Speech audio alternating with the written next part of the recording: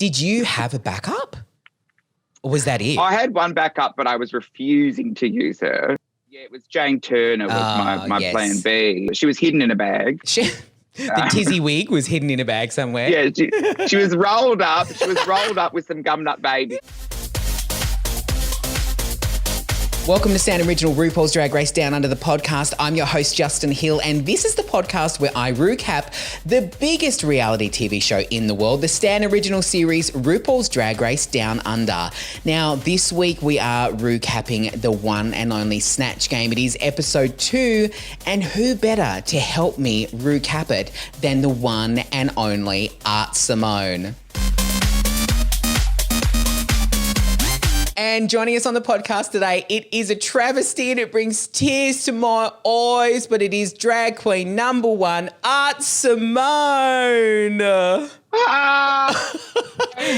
I feel like the entire world is literally looking up at the sky at the moment and going, why? I mean... Don't worry, that's been me for the last few months. Don't you worry.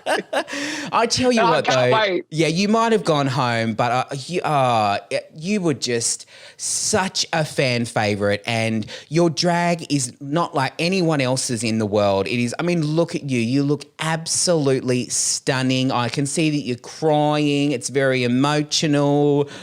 Yeah, there is many emotions going on at the moment, and I can't wait to relive my trauma with you. Oh, so thank you so much. I mean, who else would you like to relive it with but someone that you've met once or twice? I mean, that's probably... In my world, that's practically friends. Oh, so practically. We might as well be flatmates. I mean, let's move in together.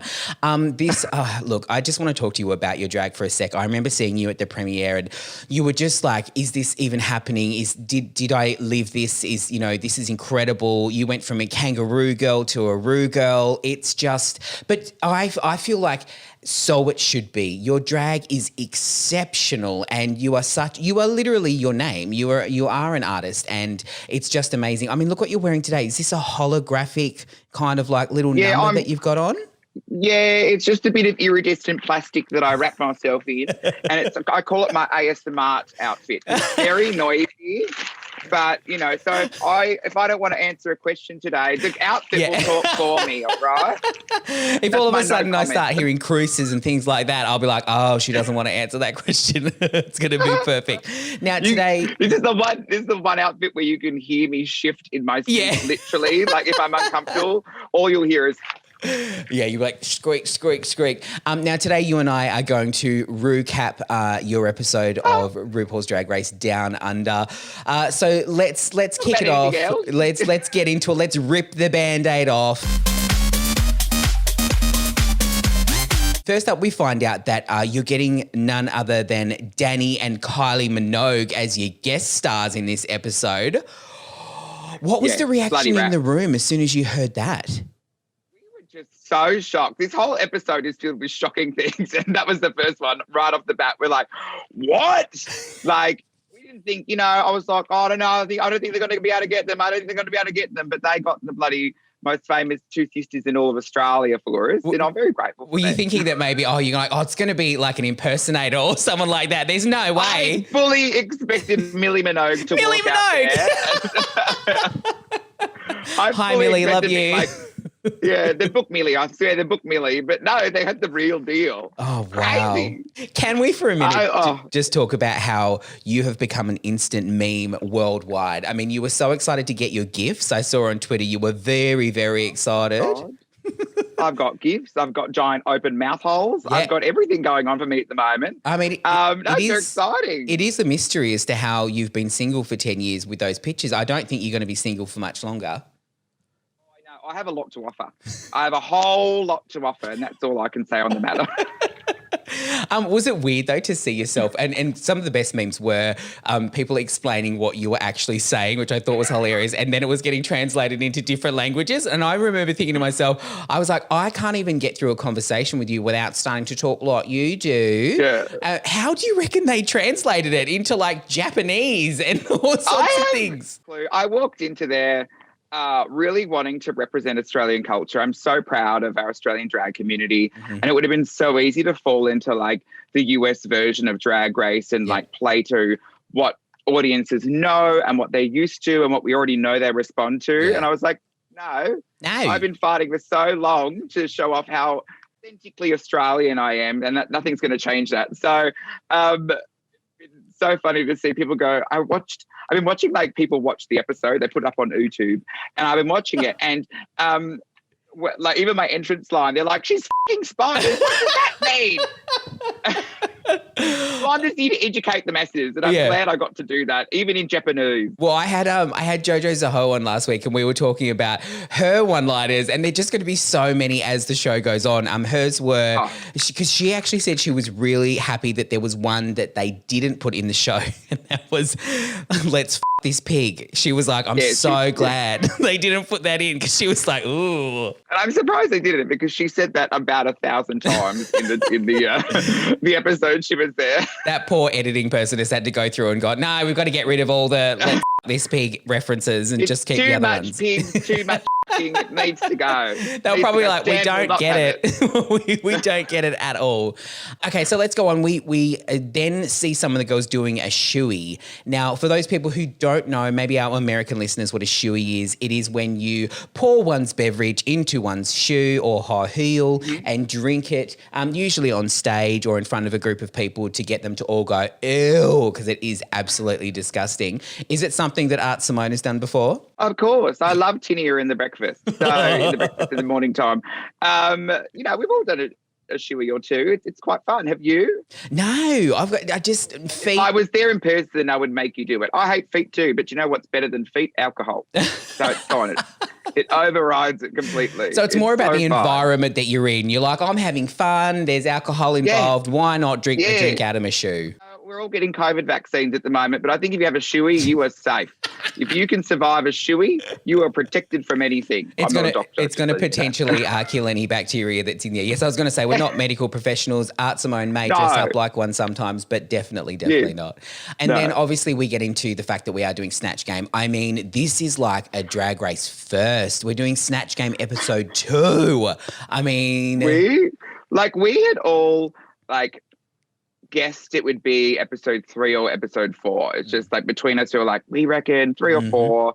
Next one will probably, I don't know, like a rusical or something. Yeah. And so that's why my mouth hole was that wide in those photos, because we were genuinely so shocked. Shook us. What? Did everyone kind of panic a little bit because you hadn't had the chance to, warm up? So, because we all thought it would be like episode 3 or 4, none of us, we all had notes and little books we brought with us. And as soon as they did cut filming, normally we'd all be still playing around and making jokes and getting yelled at. But we all went dead silent, and you could see everyone was sweating. Everyone was scrambling to get their little diaries with notes in it and being like, and then it's like, oh no, not only that, but Rue's about to come in and you have to start explaining who you're going to do straight away. And then you're going to go put your makeup on and run. It happened so fast. Yeah. That would just, your stomach would drop, wouldn't it? As soon as you heard that, you're like, oh, okay, I'm ready, but I'm not ready. I don't feel like I've been playing in the playground long enough. I would have locked a refresher, the night before, or in the morning. But no, we went in dry. Wait, so it literally happened just like that. So you find out you're doing Snatch Game. You're like, where's me bag with me Snatch Game stuff in it? And you start rolling. Whoa, okay. Literally, there was no magic of TV in this instance. It was bang, bang, bang, bang. 2 hours later, we were sitting on the set being like, and also too, you're like, was that good? We think it was good. Oh my God, it was so funny. All of us thought it was the best Snatch Game ever. We walked out, we're like, I think it was the best. They've never had a Snatch Game that strong. All of us were like, no, I reckon that was the best thing ever. Stop. But I think we were just, I don't know, also equally bad that we thought we were good. I don't know.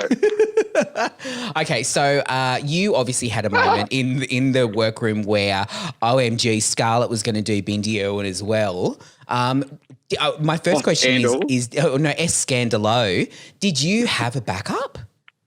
Or was that it? I had one backup, but I was refusing to use her because I thought it would be too easy and it's too much like myself that I thought they're not going to see any transformation whatsoever. Was it Kath Darnage? Yeah, it was Jane Turner was my plan B. But I was like, they're just going to see me sitting there answering questions like I normally would. Like, so I wanted to like challenge myself and like push it a bit harder. Yeah. So yeah, I did have a backup, but I refused to use it. She was hidden in a bag. The tizzy wig was hidden in a bag somewhere. Yeah, she was rolled up. She was rolled up with some gumnut babies. Gumnut baby earrings. Yeah, I was like, oh, look, I'm going to have to pull it out if I don't win this battle between Scarlett, but it's fine. It's fine. Was it as quick as what we saw it was, or did it go on for a little bit? Was Scarlett like, ooh, or you just like, no, darling? No, it was the quickest thing in the world. I walked out and she's like, I was like, oh, who have you got? She's like, Bindi. And I was like, oh, I'm doing Bindi. Yeah. And she's like, oh, cool. Well, I'll do the other one then. Do you want my soft toy? I mean, it was really, we fought for hours. Oh, yes. We ripped each other apart. I stabbed her in the gut and then I got that role. So. You start moving your dress all of a sudden. I'm like, time to move on to the next question. So we've got Maxi doing Magda, which I wasn't surprised at. I thought she was just a shoe-in to do that. I mean, she almost looks like she could be related to Magda. Like they look like they could be sisters, I think, if you saw them out in the real world. We had Karen as Dolly Parton, yourself as Bindi, Scarlett as Jennifer Coolidge, Ketamine as Dr. Zeus. Interesting choice. We'll come back to that. Anita as the Queen, Coco as Lizzo, et cetera, did Lindy Chamberlain. We're going to come back to that too. And Electra Moira Rose. So did you have a favourite out of any of those? Post-Snatch Game, it was definitely Anita. But going into it, I don't know. I was all like, Keita's dressing up as Dr. Zeus. So I was like, okay, that's interesting. Yeah. I was worried for etc. because I was like, this may be a little bit offensive because that lady did lose her baby, but that's fine. Maxi looked great. She looked really fabulous. I was hoping for a shower, and if you're going to do any character, so it was interesting. Like she got everything down pat, the mannerisms. It was so spot on. Yeah. But I was hoping for a Sharon. I'm a Kath and Kim fan. I don't know if you noticed, but I'm a Kath and Kim fan. Just a touch. Just I don't know. Well, just a smidge. Just a bit. It's like watching my own home movie. Yes, you're like, it's my family. Yeah.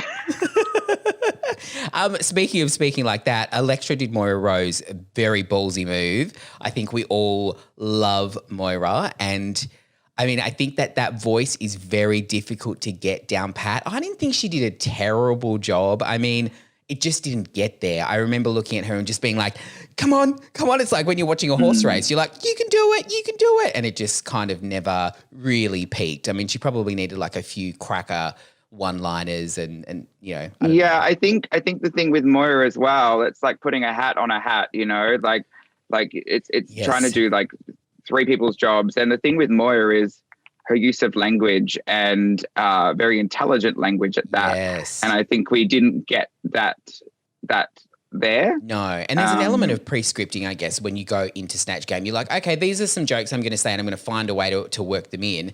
But it's very and there's also a large element of I guess improvisation. And so you can't really do that when you've got someone who speaks so eloquently and in such a particular way. I mean, she really set herself up for quite a challenge by doing that, I think. Would you agree? Yeah. It was a hard thing. It was a hard thing to do, and there's a lot of very strong Moira fans within our community who may be slightly offended. Let's talk about your outfit. I think visually you absolutely nailed it. If Bindi Irwin was going to appear on like Ralph magazine or something like that, I think it was absolutely spot on. She is a new mother, so is it, I guess, talk me through that moment where you're all trotted out onto the set and you actually sit behind the desk at Snatch Game. Like the first question that comes to mind is, what kind of chairs were you sitting on? Oh, they were comfy chairs, and they were the ones that they were good bar stool height, and they were swivel ones too. Oh. So we were playing with that. There was a bit of bounce in them, which was lovely. But no, it was like we were still in shock from earlier that morning. Yeah. We're walking in, we're sweating, we're freaking out. Everyone is dead silent. Every other day, we're playing and being playful and doing little jokes to each other, but we were just shitting bricks, and it was. We're shitting bricks and it was I mean, it doesn't get much more Australian than that. No, it was awful. And then they bring the judges out and we're like, okay, yep. And then Rue walks out. We're like, oh, here we go. Here we go. And were there any, like, because obviously the thing is too, like Coco was saying, she felt like she stalled and she just didn't really like, wasn't able to like get her jokes out or say her stuff. Was that ever a case for you? Was there anything you walked off the set and you went, I wish I'd said that, or I'd been thinking about doing that joke and it just didn't fit in anywhere? Oh, I'm always going to think like that, because I'm always trying to better my performance and myself. There are a lot of things that I wish I delivered differently, that I know I could have delivered differently, but you get in that deer in the headlights moments, Absolutely. and it's like. I was just happy shit came out of my mouth. That's why I was like, as long as I don't go silent, it's fine. As long as I go, bah, bah, bah, bah, bah, bah, bah. Australians will get it. And I think I think it was great. It's just, it is the toughest gig, Snatch Game. I mean, it's like the Olympics of drag, really. And it's like you're running the 100-meter sprint when you go into Snatch Game, right? Snatch Game, strangest non-drag related skill you have to have on Drag Race.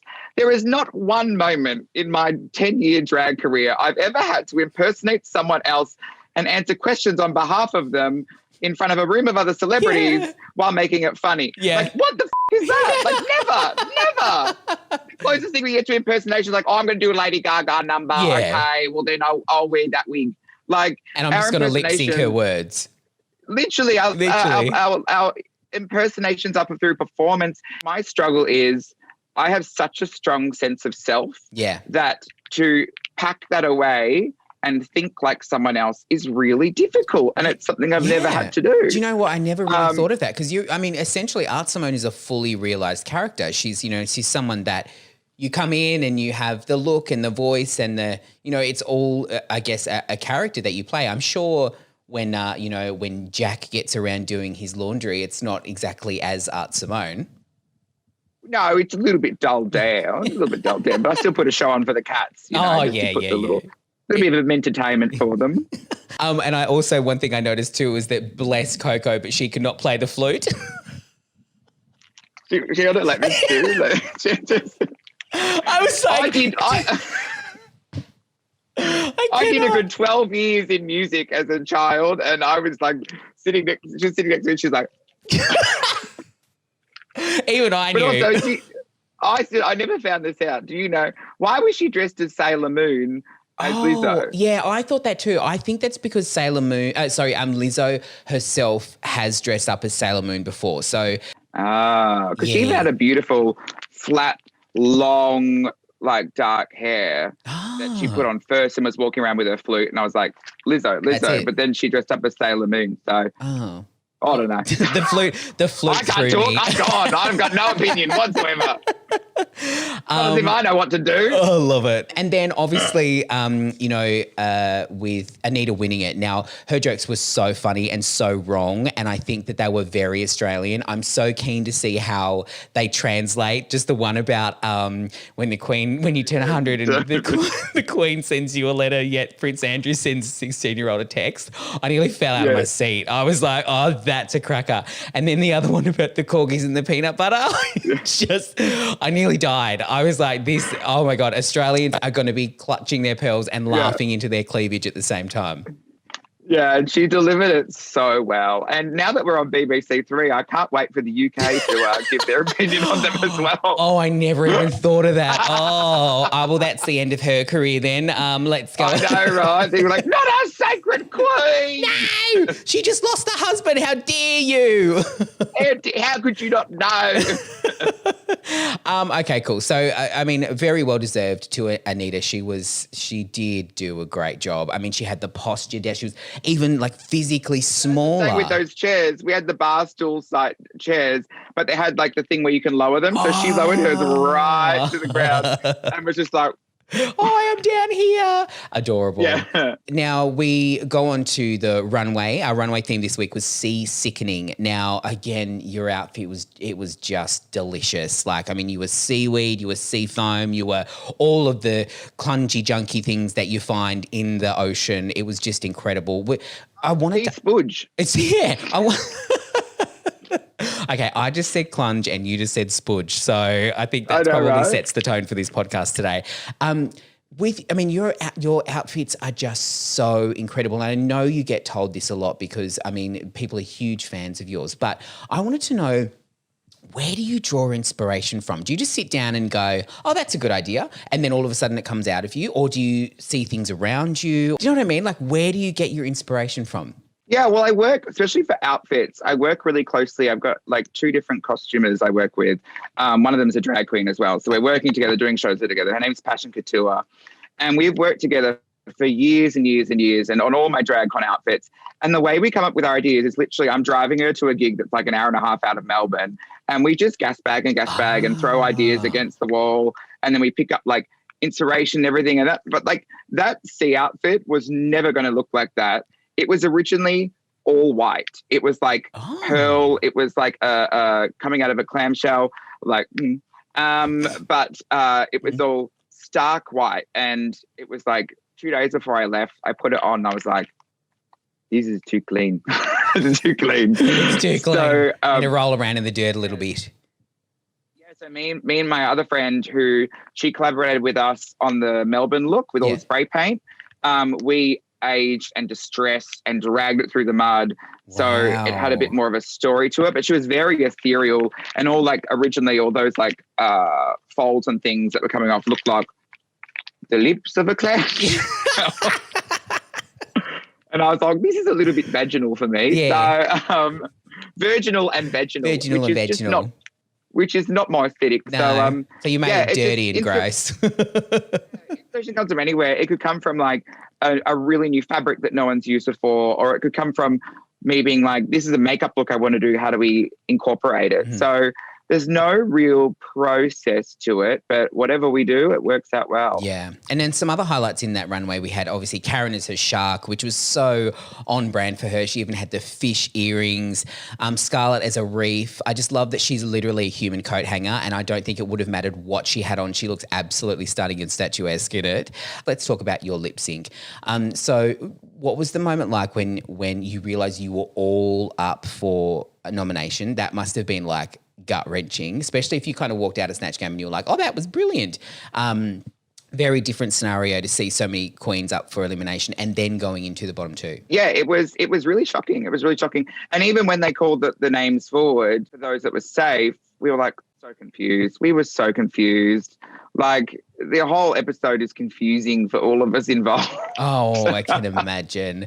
It must have just been... Yeah, we were all shocked. Yeah, all over the place. Lots of emotions. I can't explain it other than like shit scared, confused, worried, just baffled, like what is going on? I was also like, I look really good. Doesn't this put me up higher? Come on.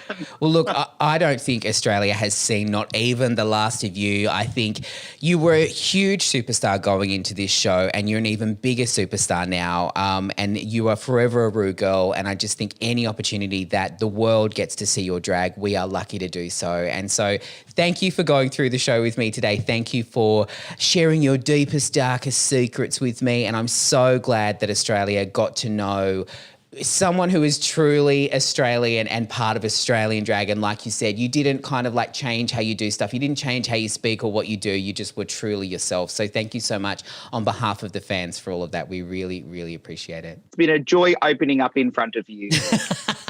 It's been a joy to watch and see and hear.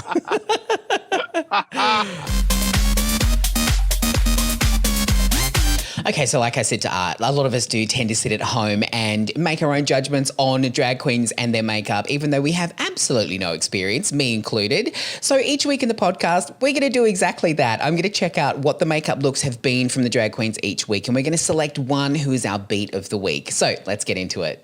Beat of the week. Last week's winner was the one and only Art Simone, so congratulations. But this week, the award has to go to Coco Jumbo. I mean, I have seen so many comments on all of the fan pages across the world saying her skin is absolutely amazing. And there's no better foundation other than foundation than great skin underneath good makeup. So Coco, you are our beat of the week. Congratulations, and just keep up the good work, girl. This week, your makeup was flawless. Ah, yes. Welcome to the part of the podcast where we look further into the wisdom of Mama Ru. I mean, most of us live our lives by the word of Ru. And so what we do in this section of the podcast is we kind of lift out some of her wisdom and we just share it with each other. So this week's quote is, what it says on your driver's license isn't really who you are. You're something much greater than that. Let that sink in for a minute. I need to update my driver's license. Well, that's it for episode 2. Thank you for helping me recap this episode today, and a big thank you to Art Simone for joining me as well. One of my favourite queens. I am so disappointed to see her go, but hopefully we get to see a lot more of her in the future. Don't forget to subscribe to the podcast, leave me a review, and follow me on Instagram at @just_heal, where my DMs are always open for you guys. Even if you want to send me an audio note and just, we can talk about how much you love the show and what you're enjoying and what you want to see coming up and what you're looking forward to. I'll see you next Sunday, and don't forget you can watch a new episode of the Stan original series RuPaul's Drag Race Down Under every Saturday only on Stan.